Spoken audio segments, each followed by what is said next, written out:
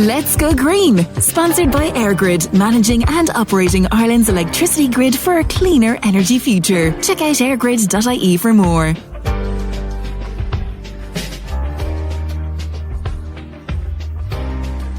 Hello, and you are very welcome to this week's episode of Let's Go Green here on Midlands 103. I'm your host, Aisling O'Rourke, and you're very welcome to the show. I hope you're looking forward to a great week ahead. I know the weather has been all over the place lately, but hopefully it'll be settled down a little bit and make it a little bit easier to get out and about over the coming days.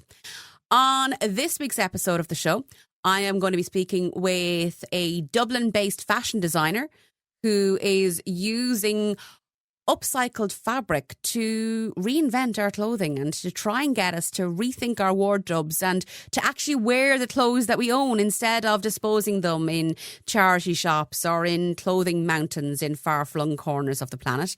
And I'll also be looking at a competition for forestry farmers, so stay tuned to that for that a little bit later on. First things first, though, I want to talk about energy and a new plan from the government around large energy users and this new large energy user action plan. It really rolls off the tongue, doesn't it? I'm joined now to discuss this by Jerry McElvey from the Friends of the Earth. Jerry, I just butchered your surname. I do apologise. McAvilly, isn't it? It is. Yeah, no problem. Hi, Ashley. Jerry, you're very welcome to the programme. So before we get into your own concerns around this particular plan, can you give us for listeners who haven't familiarised themselves with it just yet, what exactly is it? Yeah, so we're basically talking about the government's new action plan related to data centres. And the plan essentially removes the current pause on data centre development in Dublin, or in a way it replaces that. And I guess it is government's attempt to further support, incentivise, expand the data centre industry in Ireland. And this is a problem at the moment. There's environmental concerns, but there's a practical problem also in that our energy grid is under significant pressure right now, isn't it? Absolutely. And this was the whole reason why data centers really sort of hit the front pages about 3 or 4 years ago, that the huge electricity demand associated with data centers was essentially putting our grid at risk. And related to that is that not only does it use up so much electricity, it ultimately comes back to running power stations more often. And a significant percentage of that power, or those power stations rather, are fossil fuel. Yeah. So the major problem here is that we are essentially adding huge additional demand to an already fossil fuel heavy system. More fossil fuels means more pollution, more emissions, and that runs directly against our climate obligations. And we saw, and I spoke with Conor Cleary here on the show from the Journal, but like Conor, in the Journal's investigations team, they were even looking at the fact that a lot of these data centres have fossil fuel powered generators that they need to fall back on when the grid can't cope. Yeah, you're exactly right. And like the situation here is that government has put in place new conditions that new data center projects will have to match their electricity, 80% of their electricity, with renewables, and also be located in new green energy or sort of renewable parks, or I assume that amounts to new sort of industrial parks where renewables will also need to be present. That sounds sensible in a way. However, again, the reality is such is the size and the huge draw on both electricity, but actually also on water as well, which is a separate conversation, but on electricity of these data centers, that they require a huge amount of on-site generation. And the reason they need on-site generation is because ordinarily they may be taking they would be taking their supply from the national grid, but actually the EirGrid, who own and operate the national grid, have said that they've been putting so much strain on the system, they need to have their own generation on site. And the point is that the only generation on site that can actually meet their demands is fossil fuel based. So it would be on site gas or diesel generators. And this really simply comes back to data center development is ultimately, at the moment, a polluting industry. And there needs to be a pause on this development until we have a system where the pollution has been largely removed, until we have a largely decarbonized energy system. What, though, do we do in the meantime? So, so much of our lives requires maybe remote working. Look at our mobile phones. How many thousands of pictures do we have in the cloud? We are availing of all the services the data centers provide. It might be through healthcare technology, or the app to see when the bus is going to arrive on time. So our lives are so dependent on access to this data. It's very hard to see how you'd cope, if we didn't have enough data centers. Yeah, and I think you've hit upon a real important issue there around the fact that, first of all, no one is suggesting, in terms of our existing data use, flicking a switch and saying no more running of the data centers that are, for example, necessary to run our IT systems or our phones or our security systems or our health systems. What is often lost in this debate is that already data centers account for over 20% of Ireland's electricity demand. And that is a development that was never properly, I would say, debated or discussed at government level. It was simply allowed to happen. And we're going to be in a situation where it may account for as much as 30% of our electricity demand. So there is already a significant amount of data centers in Ireland. We're already far above the EU average, which I think is around 5%. So this is really a question of the data centers in this interconnected world should really be located in other countries, and data centers in those other countries can still, they will still be interconnected. It's not as if your phone is going to stop working if a data center is located in another country.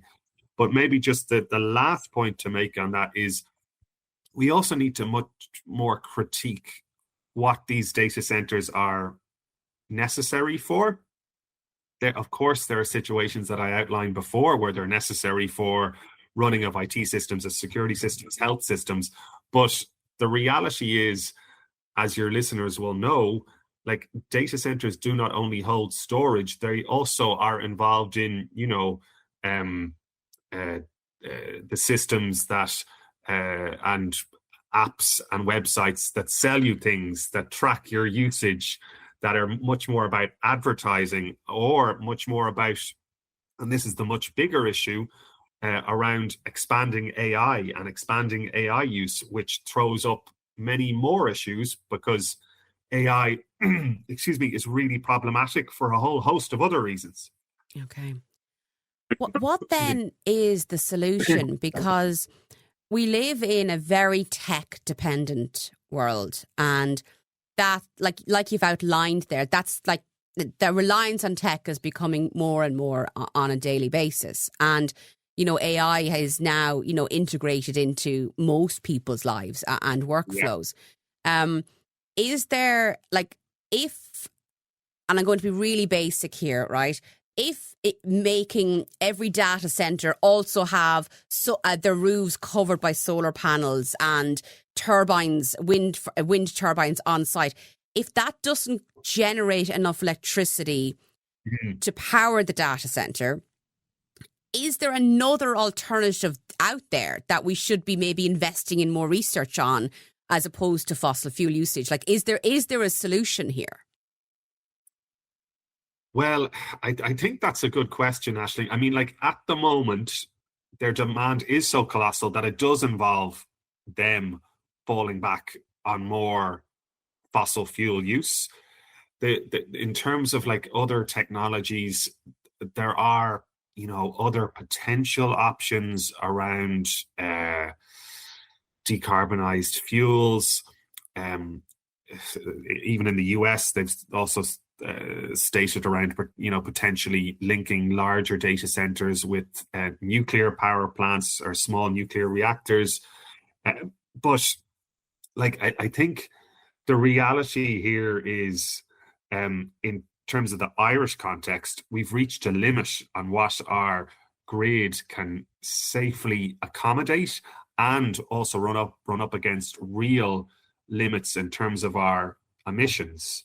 And this has a real cost to the Irish consumer, in the sense that where power stations run more often and where we build out more grid, because of this greater data center demand, through the jigs and reels, those costs work your way back into your energy bills. So it results in energy bills higher than they otherwise should be. But the other really crucial issue here is, which we really need to dwell on, is that we need our electricity, and particularly our renewables, our decarbonized electricity, for our current housing, for our current businesses and industries. So it's not a free lunch in a sense. So when we are saying, or government is saying, that renewables should be in these green energy parks or reserved or partnering with data centers, the challenge here is that those new renewables projects, if you like, they should be used for our current demand, our current users, our current households. So there's a real trade-off here as well. So, Friends of the Environment, yourself and your colleagues, you're looking for a pause on connecting more data centres until we have a more sustainable energy system. Exactly. And that's what, in Friends of the Earth, in terms of our campaigning, it's not as if we sort of wake up naturally and start thinking about data centers. It's actually that we have an industry which is putting such pressure on the system that it's resulting and locking in fossil fuel use and more pollution. And that's a real problem. But even if you park the fossil fuel and environmental impacts, the data centers are actually put such pressure on the electricity system that they're also potentially competing in certain areas with new housing. Or, we need greater electricity to meet the needs of, our rising up population, and to address, of course, new housing, given the housing crisis. So, absolutely, there does need to be a pause. And I think there needs to be more of a focus on the fact that data centers are, because even the existing ones, given how they are so reliant on fossil fuels for a significant amount of the time, they are actually increasing costs to households in terms of their energy bills as well. Listening to this as a householder, it does give even more reason for householders to become a bit more renewable in how they're sourcing their own electricity through solar panels and all of that, doesn't it? It does, but it points to a sort of fundamental unfairness in the system where this government has had a major focus on how it can even further expand beyond the sort of the current 20%, or beyond the current sort of about 80 or 90 data centers that are currently present. It has developed new policies, whereas, as you know, households, it's even those who have the means, it's not an easy commitment to make, to put solar panels on your roof, or to retrofit your home, or to put in place a heat pump. And these are the things that ultimately need to be done, because we need to move past fossil fuels. But, Friends of the Earth are acutely aware that, households are dependent, and it's not easy. It's not easy for someone to wake up in the morning and say, I'm going to remove my gas boiler or my oil boiler. So, and on the one hand, there are some very progressive schemes, from the SEAI, but they still require significant upfront investment. There's still a not insignificant cost. So, really we want to see governments focus much more on the householder to make it even easier. And maybe just to finish on this point, it's in Friends of the Earth, we are really, really concerned about rising levels of energy poverty. Yeah. So, and I'm going to make a link back to these sort of renewable energy solutions in a second, but we've a really serious situation over the past 3-4 years that there's really significant levels of energy poverty now in Ireland, potentially over 30%. We've hundreds of thousands of customers falling into arrears paying their electricity and gas bills. And ultimately, while government in the past has done things like energy credits, we need long-term solutions. And one of Friends of the Earth's core campaigning asks is that when it comes to these schemes for retrofitting or for heat pumps and solar panels, these need to be prioritized for those most at risk. So for those who are really struggling, they're the ones who need to have the warm home guaranteed. They're the ones who need to ensure they have solar panels installed so they're not spending as much on their electricity. And I think, this is where our those schemes need to be energy poverty proofed, if you like, and where government really needs to be working with anti-poverty organizations to make sure these schemes are targeted at areas and households that are the most at risk, that are of the lowest quality, and where people are really struggling and really suffering in, cold, leaky homes. Well, Jerry McAvilly, we can only but raise the awareness here on Let's Go Green and hope. And I'm a householder who would love to be able to retrofit my home, but genuinely don't have the budget to do it. So I completely understand where you're coming from. And I know the government will argue that that these data centres are required for our FDI investment and all of that. And of course, members of the government are most welcome to come and argue that point here with us on Let's Go Green. But Jerry McAvilly from Friends of the Environment, or Friends of the Earth, thank you for taking time to speak with us today. Thank you very much. We'll be back after the break. Let's Go Green, sponsored by EirGrid, managing and operating Ireland's electricity grid for a cleaner energy future. Check out airgrid.ie for more.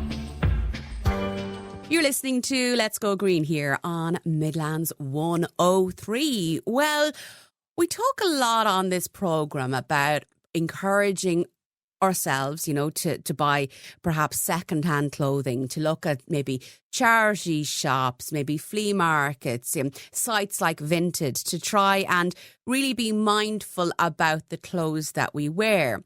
But what about upcycling fabric? And what happens to offcuts of fabrics when it comes to the manufacturing of clothing? Well, to find out more, I'm delighted to be joined now by fashion designer Ngozi Murphy of House of Abia. Ngozi, you are very welcome to Let's Go Green.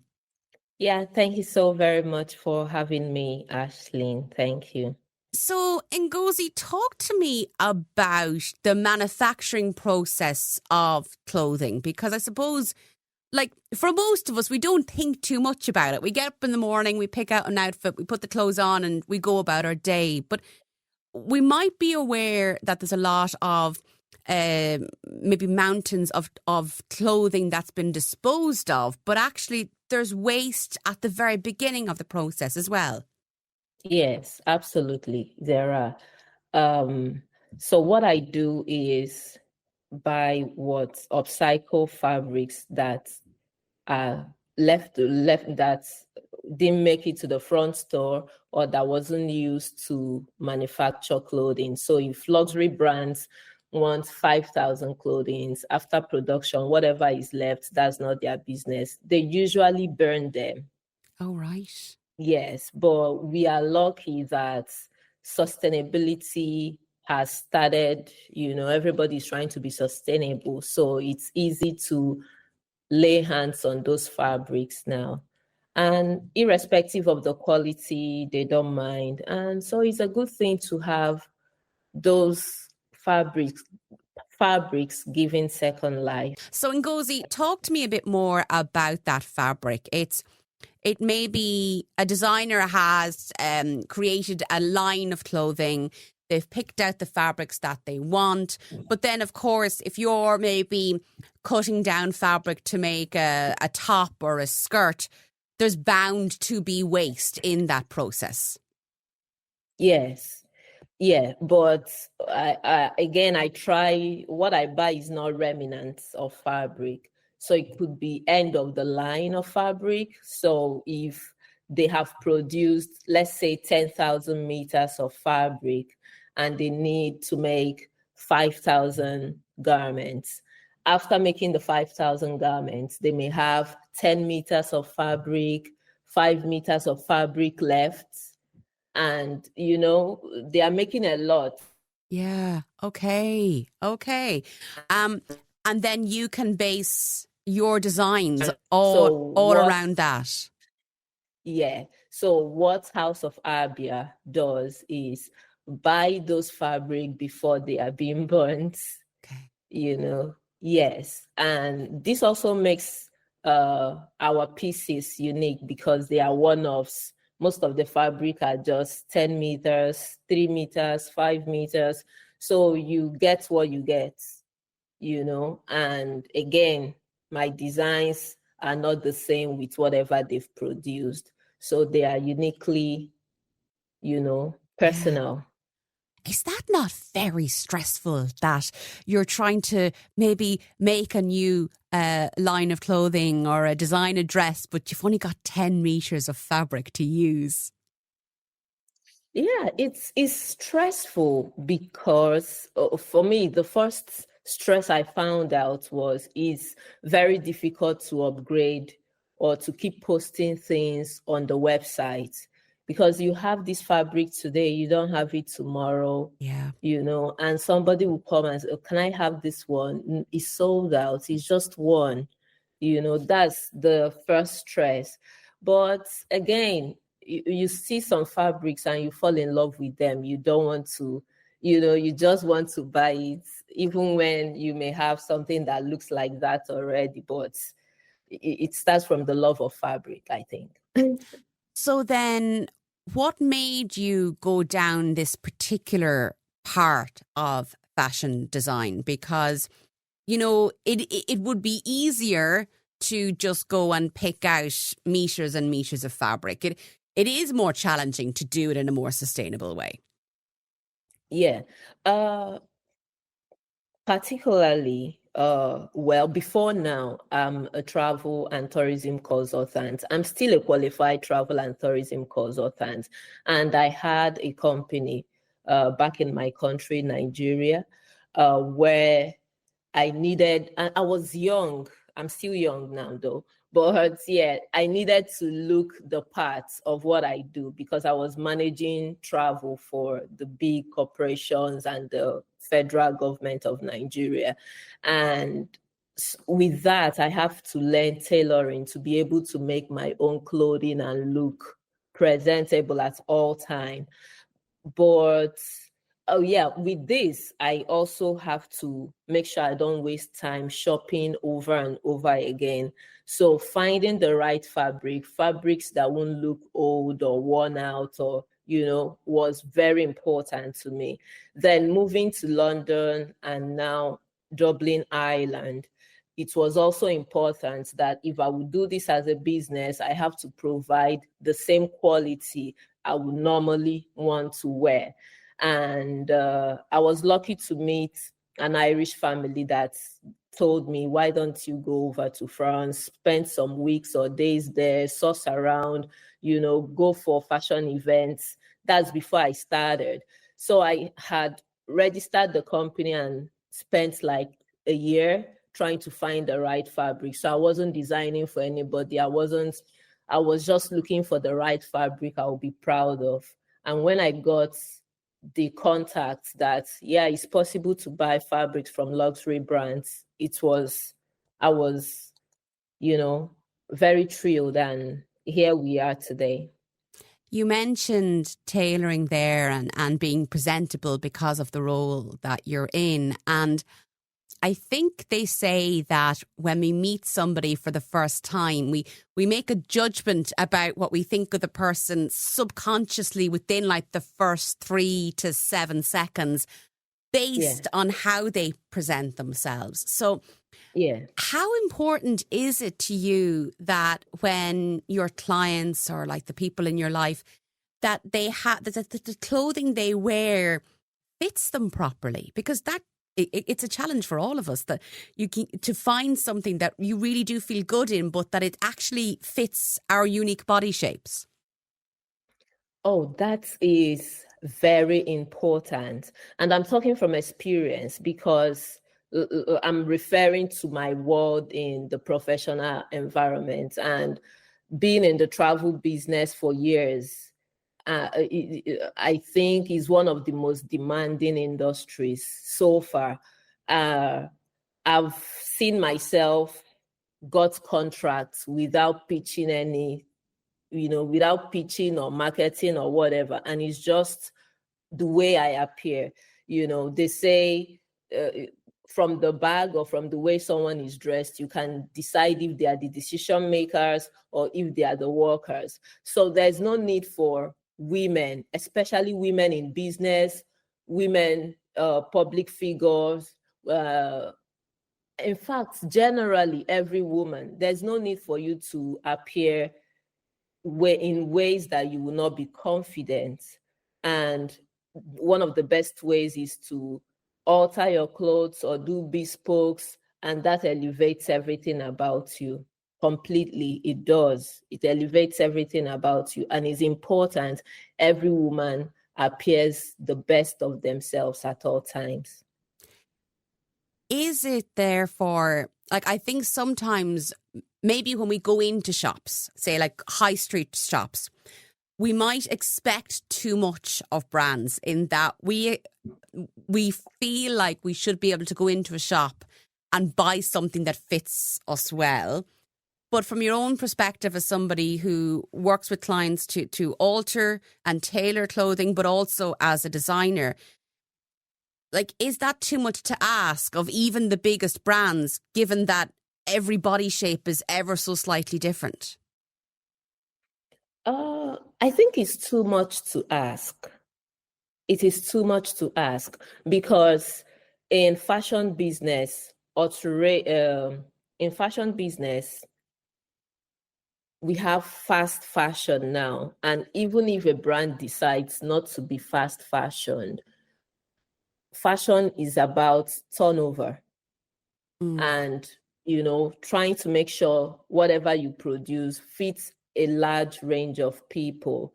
So with your body shape, different body shapes and all, you will not compare tailored specifically for you to mass production. And most times in House of Abia, I've heard this couple of times, people tell me, well, this design is amazing. Most of my designs are statement pieces, conversation starters, which every business person or every person that is taking their life serious should have 1 or 2 pieces like that. So you're not always trying to be heard, or you don't always feel ignored, So these clothings have been designed to make sure you stand out. But in the general shops, they are thinking of quantity. They are thinking of, how long does this take to produce? And that's why you can't compare the two. Talk to me then about the work that you do with your clients in, like, say, perhaps using this upcycled fabric and maybe to bring new life to a piece of clothing that has been sitting in the wardrobe for years. Like, I know myself, I have pieces of clothing that I love, and for sentimental reasons, I'm not going to get rid of them. But it's, I put it on the long finger. Oh, I should get this done, or I should get that done. But it is actually possible. I think sometimes we think that those skills are lost, but there are people like you that work with clients to really reinvigorate an outfit. Yes. I love working with fabrics and clothing that already have stories. I wouldn't want a situation where I'll put in the time, because it's a lot of time and talent and thinking to make a cloth work.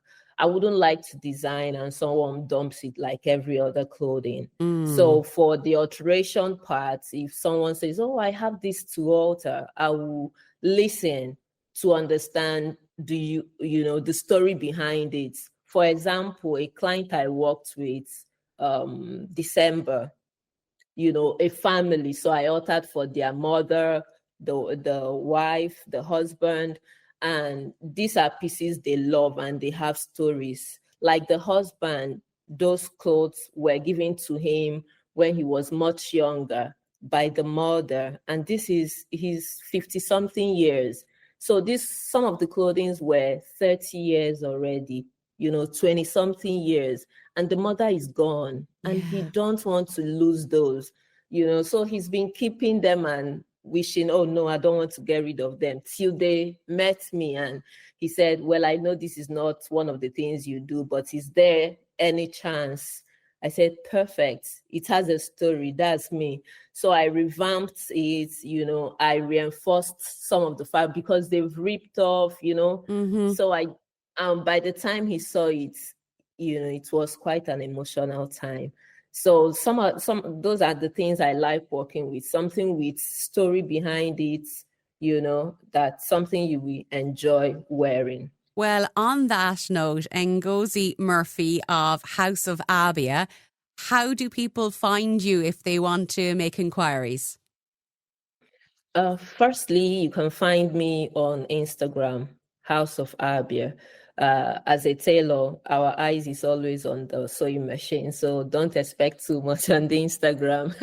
And you can also call me or WhatsApp me, which I prefer mostly, on +353 896 070 564 0896 070 564. Well, Ngozi, thank you so much for taking time out to speak with us here on Let's Go Green today. Yeah, thank you so very much for having me. I appreciate. We'll be back after the break. Let's Go Green, sponsored by AirGrid, managing and operating Ireland's electricity grid for a cleaner energy future. Check out airgrid.ie for more. You're listening to Let's Go Green here on Midlands 103, and now we are turning to matters forestry. I'm joined now by a forestry farmer, John Normanley, and Sarah Keating of the RDS Foundation. You're both very welcome to the programme. Thank you. Hi, Aisling. Thank you for having us on. We're delighted. Now, Sarah, I'll come to you first because I think many of us have attended events at the RDS in Dublin as maybe a concert venue or for the Dublin Horse Show. We don't necessarily think the RDS and forestry in the one sentence. So can you explain it for us, please? That is fair. We are known for lots of things, but we're very busy up in Paul's Bridge. But we actually have a really great forestry program as part of our foundation. So the RDS was set up nearly 300 years ago as a philanthropic foundation set up basically to help Ireland thrive culturally and economically. So over the years, this looked different. Like we set up the Botanical Gardens, the National College of Art and Design, and today we still do work within that line. So we have our arts programme, we have our Science Blast programme that's held every year in Dublin, Limerick and Belfast, and then we also have our Forestry Awards, which comes under our agriculture programme. And talk to me then about the Forestry Awards. Like, what exactly is it? Yeah, so we basically want to bring forestry into the limelight, and we want to spotlight those people who are really at the forefront of the forestry sector in Ireland, whether that's our community leaders through our community woodland category, who are voluntary groups working on maintaining the forests across the country, or whether that's our farmers, and then our foresters as well, who are we're really protecting our native trees, but also looking at how it's such an important sector for Ireland. You might be familiar, but it's a sector not without its challenges, John, as I'm sure you're very familiar with. But our tree coverage across Ireland is far below our European counterparts. So it's great to be able to celebrate the people who are working hard at maintaining this important area. Because, like, I'll bring you in here, John, like now, there is, as Sarah says, there have historically been real challenges in the forestry sector. We would have had, as an island, masses of forestry coverage that were taken away over the years. And then you have things like ash dieback or non-native species coming into to the island. So talk to me about your approach to forestry. How did you get involved in it all? I suppose I started as a farmer. This was many years ago, and I always had an interest to plant a few trees in the corner of fields and that. And I always imagined what would it be like to plant a whole field or plant most of the farm. And I suppose I should have said at the beginning, it's a privilege to own a forest. Anyone that has a forest, it's a really special thing to have. And eventually we got up courage, I know what it was. We were organic farmers and we were on the side of the whole environment issue anyway. So we decided in 2003 that to go for a forestry and to look into it. And we ended up in 2004 planting about 35 acres of the farm into trees, mainly hardwoods. And it was the best decision ever we made. Like, environment-wise, the soil is much better because we don't have to plough it even, put anything into it. There's no chemicals, no fertilizers, no nothing. It grows. And the water quality and everything of a forest that's well looked after is the best that we are able to get. So that leaves one happy in your mind if you care about the environment at all. You go away and you know that you're at ease in your mind because we have to look after our environment, and it's our issue now in this age that we're in. It's not for others. So, John, on your own farm, you're getting water from a well, then, are you? We have well water for our own house. Yeah. Yeah. So you've actually witnessed an improvement in the quality of the water since you started planting forestry. Well, I can't say, but we're in the catchment area of the River Moy. Okay. And when I go to Ballina, I think all the runoff of every shower and every pet that's dosed with chemicals, shampoos, farms, fertilizers, slurry, the River Moy has to carry all that out into the sea. And I think, is there a way to do it any better? And there is. Forestry, there's no runoff whatsoever of broadleaf trees. Okay. There's nothing. And it's nice to be crossed over the bridge and think there's nothing of the land going out under the bridge in Ballina. And that's how I look at it. Well, it's nice to have that you can really take pride in your efforts and, that you're seeing it improve consistently over a number of years, because I know there will be some forestry farmers that invested heavily in it and have had difficult years and maybe would be questioning that investment now because it hasn't perhaps worked out the way they anticipated. Depending on what they planted. See, mainly forestry, we speak about it here in Ireland, it's mainly spruce we're talking about. And that's a short term, 25, kind of 30 years money out of it. But when you plant broadleaves, my own daughter, she'd be lucky to cut a plant, anything out of an oak tree, any kind of plank. And that's, when you get your head around that, that's a good feeling because you're leaving this behind you. It's a kind of legacy to our environment. And you can't buy that kind of feeling. So rather than have to think how much harm have I done in your days, it's not a good feeling. That's the way I look at it. Yeah. Wonderful. So then talk to me, John, then about the award that you won and the impact that it's had for you. Well, as with Maria and myself, we planted the forest in 2004, and you work kind of 21 years in a forest. So we done almost all the work, almost all the planting, we got a little bit of help. We done all the work after that, the thinning, putting in the road, and everything, all ourselves. So it's not like you're going to the mart with animals and people can see the work you've done with, I suppose, bullocks or whatever. Yeah. Your work is done kind of known. But when we win an award like this, an RDS national award, it's great. It's kind of recognition for the years of work. And that's good. And it has given interest to people in our area. Even today, there was 2 people in this morning to see the forestry. And we've had schools and a college from Northern Ireland, it's Greenmount. And I used to go up to them over the years for advice, and they come down with a busload to visit our forest. So that's a good kind of feeling that you get people have an interest in the reality of broadleafs and the life of them. And so after 20 years, we get the recognition it was one award, and it's good. Yeah. Well, you hear overnight successes, but yours is definitely not an overnight success, John. No. So, Sarah, the deadline for this year's iteration of the forestry competition is approaching very soon on January 30th. So, if there are forestry farmers listening to our conversation now and thinking, you know what, I might put in an application, how do they go about applying for it? Yes, so it's super easy. So if you just go onto the RDS website and Forestry Awards page within the foundation, you'll see that our application forms are there. So we have 4 categories. So have a look and see which one suits you best. And then you download the application form and send it in to us, and we'll be in touch. And is, without wanting to give away the secrets or anything like that, but is sustainability a key part of those entries that perhaps if you were writing one up, it would be good to emphasise it?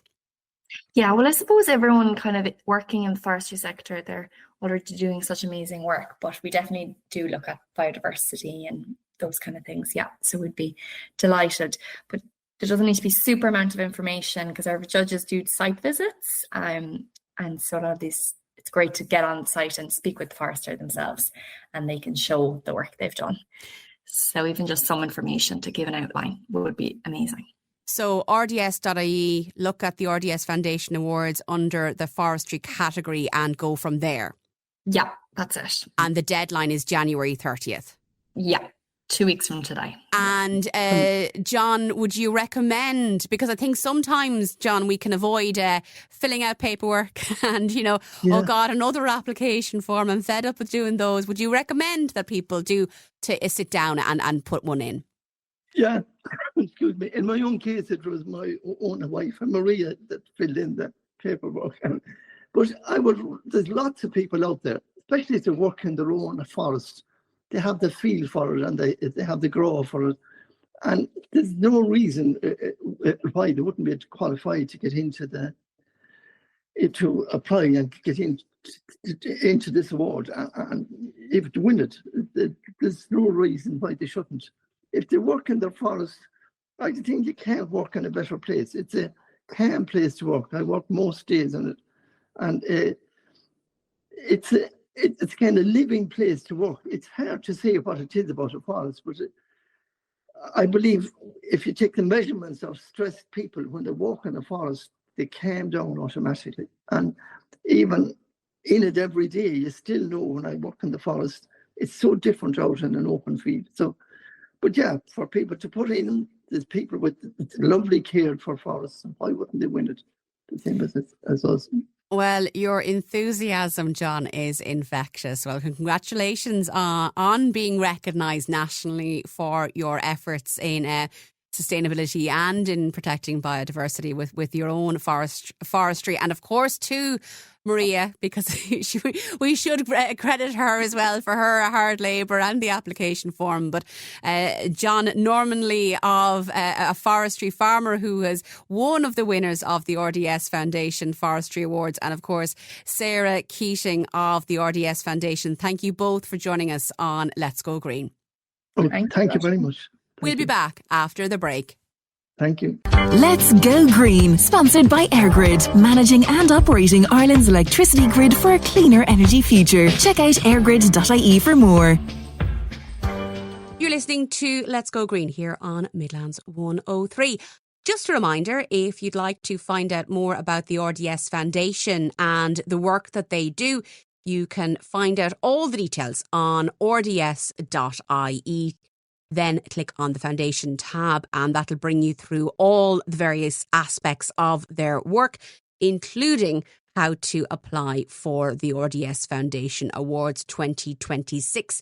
The winners will be announced later on this year in April, and it would be fabulous to have a Midlands-based winner back on the air with us later on this year. So check it out in case you might be eligible.